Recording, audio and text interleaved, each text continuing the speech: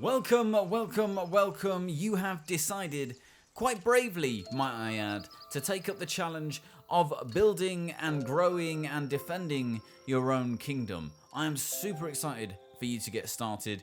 There are multiple difficulty levels in this game, but I'm going to recommend that you start out on normal, and if you want to change that to have more or less of a challenge as you move through, feel free to revisit this at any time. Now, depending on which game you have, you may see multiple options for DLCs. Today, I'm going to be showing you the base game, Kingdom 2 Crowns, but don't worry, the concepts from this game, the base game, apply to all of the other DLCs too. So whether you're playing Deadlands or Call of Olympus, you are going to get the idea from this.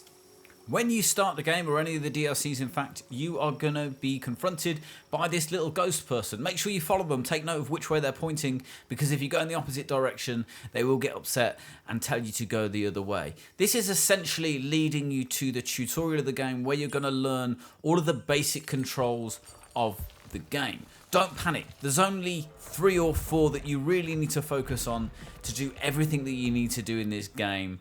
And it's all the more fun for not having to learn complex controls. One of the first things that you're going to get your hands on within this tutorial section is gold coins. Now, these gold coins are important for 2 reasons. One, they represent how much money you have to spend on upgrades and expansion and recruiting. But secondly, they represent how much health you have. I'll talk to you a little bit about what happens if you lose all of your coins, but don't worry, it's not the end of the game. So now you've got your coins, it's time to start your new kingdom by lighting your fire and recruiting the first 2 people by dropping 2 coins. You'll also notice when you light that fire, 2 stalls appear. One with a bow and arrow on it, and one with a hammer on it. These represent the 2 jobs that are available to your recruits at this time. There's 2 jobs and 2 recruits, so it makes sense to give 1 to each as part of the tutorial. Finally, you're going to pay 1 coin to build a wall on your border, and the game will then teach you how to gallop, which is L2 or shift on a keyboard. At this point, you're basically on your way to get another couple of recruits for your kingdom. Let me give you a slight warning. At this point on your first playthrough, you may attempt to go further right or left than the game allows at this point. You'll see this right here. The horse is going to neigh and whinny and push you off in the other direction. I promise you, the game expands significantly after the tutorial, so don't worry too much about the fact that you can't get out of this quite small area at the moment. What you're going to see next is clearing land for expansion. So as you move to trees, you will see the little white circle with the option to pay a coin to mark that tree. It is your builder's jobs to come and knock those trees down. Knocking trees down creates more room to expand your kingdom, and again will become a regular occurrence during the game. Once that tree is felled, you will be finally prompted to hire another bowman, and that will be the end of the tutorial. The little ghost will tell you to build, explore, defend and conquer, and then disappear into the ether, leaving you to create your kingdom.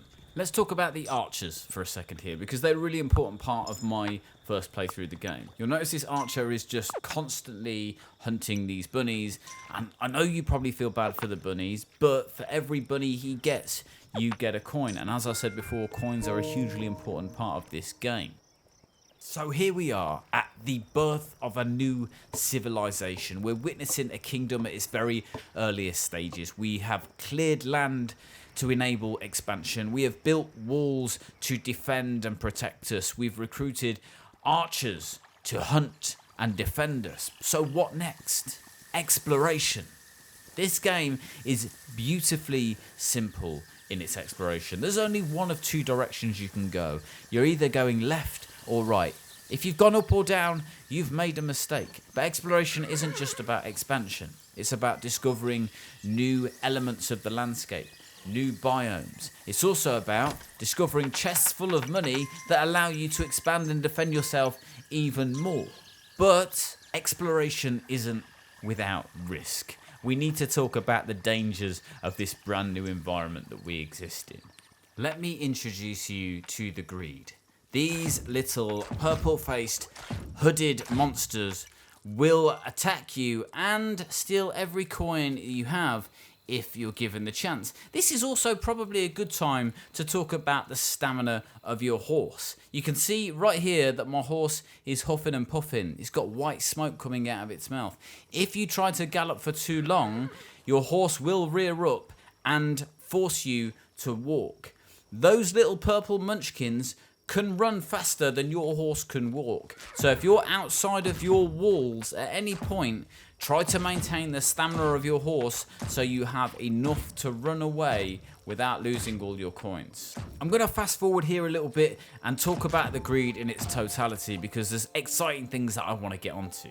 Here's what happens when you allow the greed to overwhelm you. The first things that you drop when you're attacked by the greed is your coins. But when you run out of coins, the next thing you're going to drop is your crown. If the greed manages to retrieve your crown and run away before you can, it's game over. But that doesn't mean it's the end of the game. It's only the end for this ruler. If the greed manages to take your crown, without a crown there can be no king, and in your place, your heir will take over. It's the job of your heir to learn from the mistakes that you made and expand your kingdom and ultimately to conquer the greed. Here's the little thing that I love though. Remember that little ghost from the tutorial? Well, the previous ruler, the one who just lost his crown, is now that ghost. You are my heir and the best chance to defeat them forever. I love that little callback to the beginning. You do start with an empty purse, but you maintain all of your other infrastructure, your recruits, your defenses, all of the other things that your last ruler built, you maintain. You may find at the start of your second reign that the ghost of your predecessor is prompting you to do something. In this case, he was prompting me to go and build a boundary wall, and I ignored him for a good while because I had other things that I wanted to do, like collecting money from my subjects. Anyway, let's rewind back again just to make sure we don't miss anything at all. When you're on the first island, you may come across elements like this, where instead of circles, you actually have these diamond shapes that represent gems.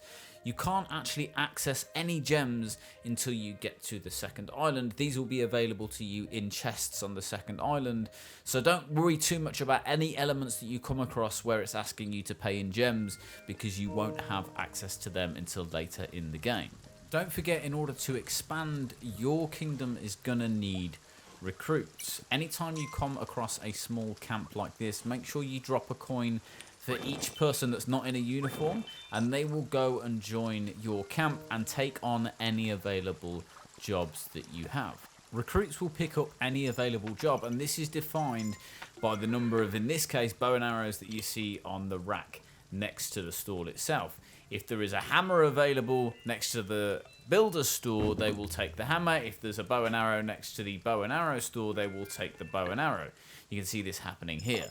Think very carefully about what you're trying to achieve at any point in the game. If you're going through a big expansion phase, you need lots of trees felling, you need lots of walls building, then you're going to want to have more builders. If you're running low on cash or you're experiencing a lot of attacks from the greed, then you're going to want more archers. As you go through the game, more jobs will become available and you'll have to make decisions based on what resources you think you need at any time, but try to think as far ahead into the future as you possibly can. As an example, on my first playthrough, I may have hired a lot of archers, and towards the end of the first island, just had a lot of people with bows and arrows standing around, not really sure what to do with themselves. What I really needed at that stage was more recruits, more builders, and more farmers, a job that becomes available a little bit later on. When you have cleared enough land and created enough space, a new job will become available to you. You need to ensure all of the right boundary walls are in place and that there is enough space within the encampment, but then you will get this new stall. These people are your farmers. Very much like your archers, the farmers are a great way to add some more coins to your purse. Every time you go through farmland after there's been a harvest, the farmers will drop plenty of coins at your feet. Make sure you have enough recruits and the land is properly protected to ensure you're getting the most out of it. And here they are again, the greed. Just because you're inside your boundary wall, it doesn't mean you're safe.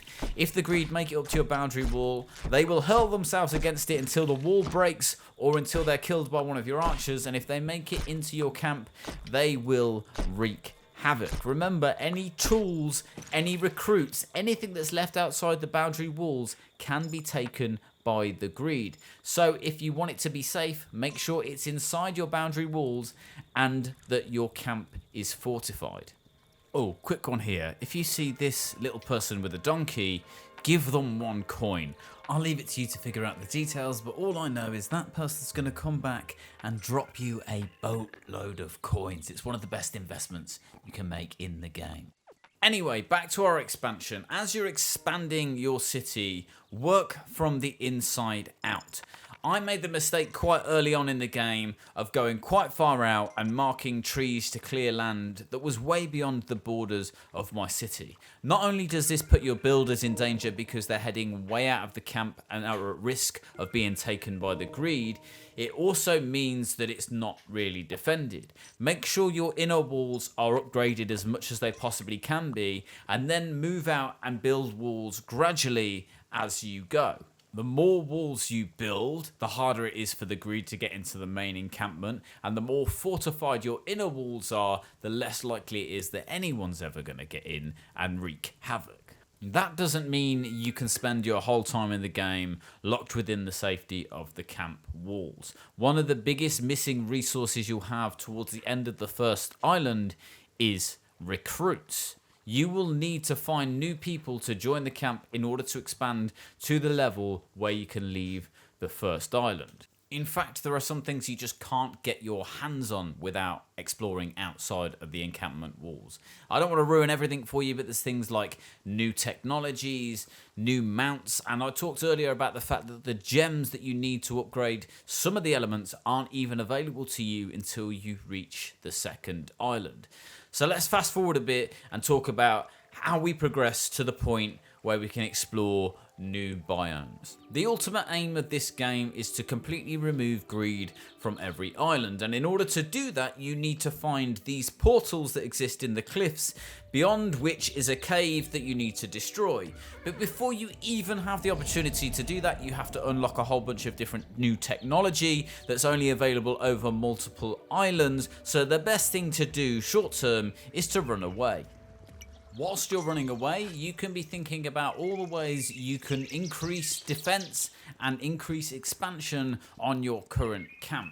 Like I said before, work from the inside out. Make sure your main camp is upgraded to the maximum level it can be based on the technology, resources and people available to you at that time, and then continue to work your way out. Every time you see an option to build a wall, every time you see an option to improve a wall, take that option. You will get to a point in this game where you have more money than you know what to do with. And I mean that literally. Let me show you what I mean. This is about day 5 into my second reign on this game. I'm still on the first island. I already had a decent amount of money and I came back to camp and was greeted with a lot more coins from my archers. And then remember this little person with the donkey that I told you about earlier? They also dropped a whole heap of coins on me, and watch what happens in the top right hand corner.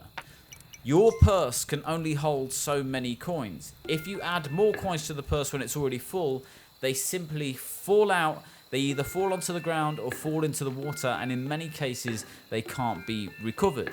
This is why it's so important to be continuously exploring outside of the bounds of your camp, but also ensuring that you're spending the money on improving whatever you can within the camp. Exploring outside the bounds means that you can build new walls, you can build new defenses, you can expand your borders. Expanding in the camp and improving in the camp means that you can continuously spend your money. Obviously, you want to keep a decent amount of reserves, but honestly, within the first island on this game, I found by this point, it was very hard to lose all of my money. If you're anything like me, you'll be spending your time at this point in the game desperately trying to find new people to join the kingdom, new recruits to fill the jobs that you need in order to expand to the point where you're able to leave this island. Well, at a certain point, you are going to have expanded your borders and improved your camp so significantly that you're going to come past this section with the orange bell, but something different is going to happen. If you've explored thoroughly, you should have come past this section before, but not have had the option to upgrade that pile of wood. At some point, you will go past it and you will have the option to upgrade. Take that option. Oh, whilst I remember, if you ever find yourself outside of the castle walls and you see some greedlings coming, if you've got enough coins like I did here, if you just drop some coins on the floor, they will just pick them up and run away. It costs less coins to do that than it does to allow them to attack you or the people within your kingdom. Sometimes it's the easier option. Anyway, where were we? Oh, yes, leaving the island. So, you want to make sure that you continue to expand, clear the land and the trees, specifically around this section where you upgraded that pile of wood, where the orange bell is.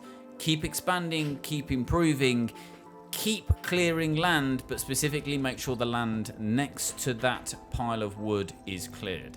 Once it's cleared, you can return to the area and pay for the builders to get to work on this little rock. Once your builders have done their thing, you can return to the area and you will see this. This is an old wooden ship. It's 2 coins to upgrade it. It'll fall into the water. Then basically you need to go away and continue doing some stuff. That boat will move downriver towards that orange bell. Once the boat is at the orange bell, you can head over to it and you will need to ring that bell. 2 coins to ring that bell. Once you do that, you can move over to the ship, pay your coins to board, and that will place you directly on the ship, and occasionally others might join you too. This is where you get to choose which island you're on at which time. So this moves you over to the second island. You can move back and forth between the first and the second. So let's head over to the second island very quickly to talk through briefly some of the things that you can do there before I let you get on with your adventures and expand your own kingdom in your own way. The second island, from a concept point of view, is very similar to the first in terms of what's available for you to do. You can spend coins to upgrade, you can set up a brand new camp, which is one of the first things you should do, you can recruit new people. Ultimately, it's a very similar thing, but there are some key differences in terms of what's available to you in this second area. Remember, this is a game that is designed to get progressively more difficult as you travel from island to island and as your kingdom expands. So if on this second island you feel like there is less wildlife available to hunt, that there are less coins to be had to fill your purse, or that it's generally just that little bit more challenging than the first one, that's absolutely normal. So make sure you take what you learned from the first island and apply it with even more precision on the second island, and you'll have no problems whatsoever.